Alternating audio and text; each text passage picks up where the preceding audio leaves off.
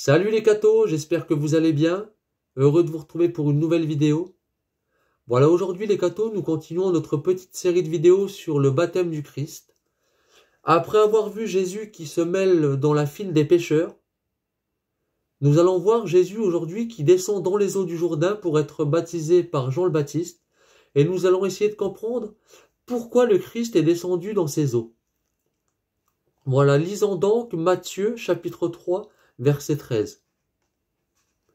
À ce moment-là, Jésus vient de la Galilée au Jourdain. Il arrive auprès de Jean pour être baptisé par lui. Jean s'y opposait et lui disait : « C'est moi qui devrais être baptisé par toi, et c'est toi qui viens à moi. » Mais Jésus lui répondit : « Accepte qu'il en soit ainsi pour le moment, car il convient que nous accomplissions ainsi ce que Dieu demande. » Et Jean accepta. Dès que Jésus fut baptisé, il remonta de l'eau.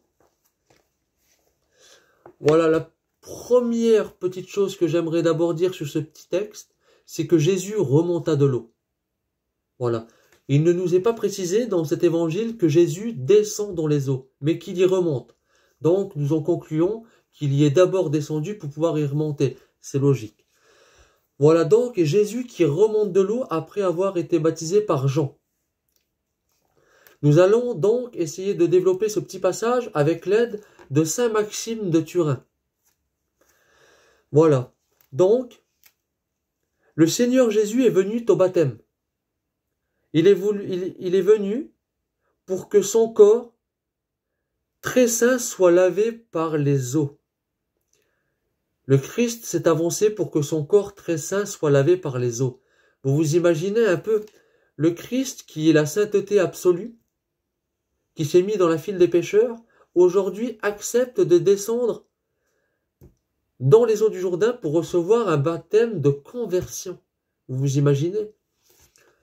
Le Christ, qui est sans péché, accepte de descendre dans les eaux. Même Jean le Baptiste est perturbé par cela. Toi, tu viens à moi.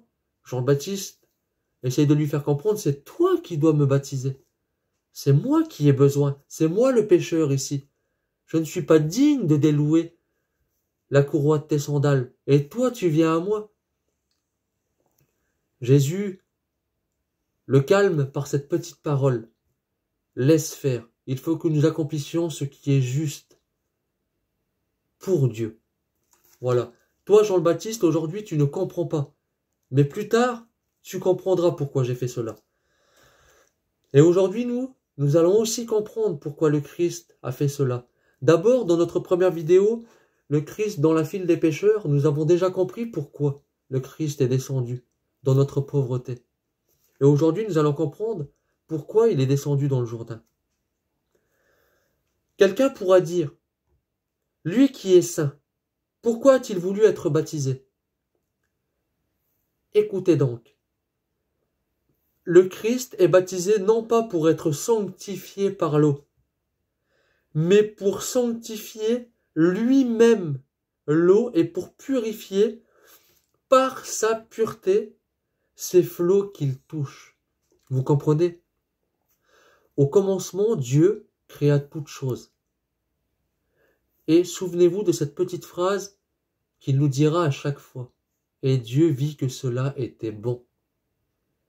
Donc, ce qui veut dire que les eaux, à ce moment-là, étaient bons.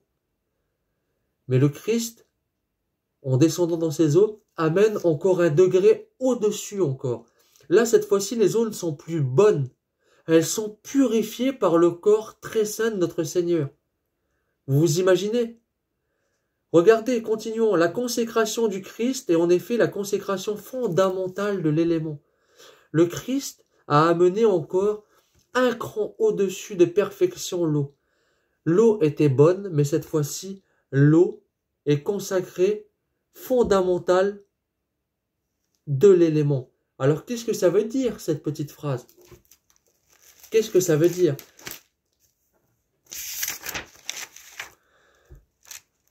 Cette phrase veut dire que cette eau, c'est une purification par transfiguration de sens.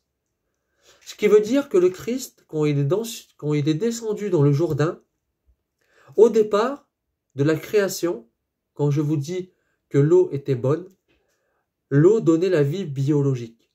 Ce qui veut dire que l'eau, à travers ce qu'elle donne, quand on arrose une plante, la plante pousse. Sans eau, la plante meurt. C'est pareil pour nous. Sans eau, nous mourrons. Nous avons besoin de boire pour vivre. Et cette eau était bonne pour cela. Avec cette descente de Jésus dans le Jourdain, l'eau atteint un niveau différent.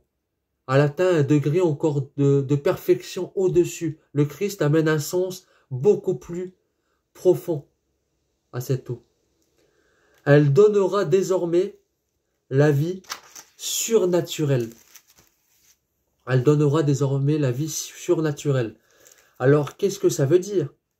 Continuons. Donc, regardez, lorsque le Sauveur est lavé, c'est alors que l'eau est d'avance purifiée tout entière en vue de notre baptême. En vue de notre baptême. On comprend cette phrase. Si à travers cette descente, l'eau est purifiée pour notre baptême, c'est qu'elle donnera ensuite la vie surnaturelle, la vie en Christ.